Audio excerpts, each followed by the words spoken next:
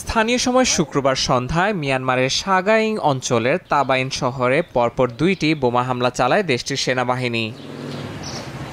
স্থানীয় প্রশাসনের বরাতে ফরাসি বার্তা সংস্থা এএফপি জানায়, একটি ব্যস্ত চায়ের দোকানে টিভিতে বক্সিং ম্যাচ খেলা দেখার সময় বিমান হামলা চালানো হয়। এতে হতাহত হন অনেকে। পরে আহতদের উদ্ধার করে হাসপাতাল নেওয়া হলে সেখানে মারা যান কয়েকজন। জান্তা বাহিনীর ভয়াবহ এই হামলায় প্রাণহানির পাশাপাশি ধ্বংস হয়ে গেছে আশপাশের বাড়িঘর। প্রত্যক্ষদর্শীরা জানান, বিমানের শব্দ শোনার সঙ্গে সঙ্গেই মাটিতে লুটিয়ে পড়েন বহু মানুষ। নিহতদের অনেককে শনাক্ত করা সম্ভব হয়নি বলেও জানান তারা, যদিও হামলার বিষয়ে কোনো মন্তব্য করেনি জান্তা সরকার। এদিকে মিয়ানমার সেনাবাহিনী ও বিদ্রোহীদের মধ্যে চলা সংঘাতের সময় থাইল্যান্ডের ভূখণ্ডে গোলার আঘাতে কয়েকজন আহত হয়েছেন। এ ঘটনার পর সীমান্ত এলাকায় নিরাপত্তা জোরদার করেছে থাই সরকার।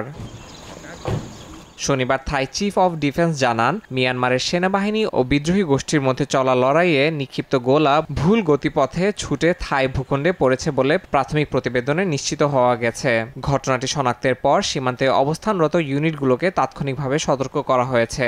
পাশাপাশি সীমান্ত এলাকার ঝুঁকিপূর্ণ গ্রামগুলো থেকে বাসিন্দাদের সরিয়ে নেওয়ারও প্রস্তুতি শুরু হয়েছে।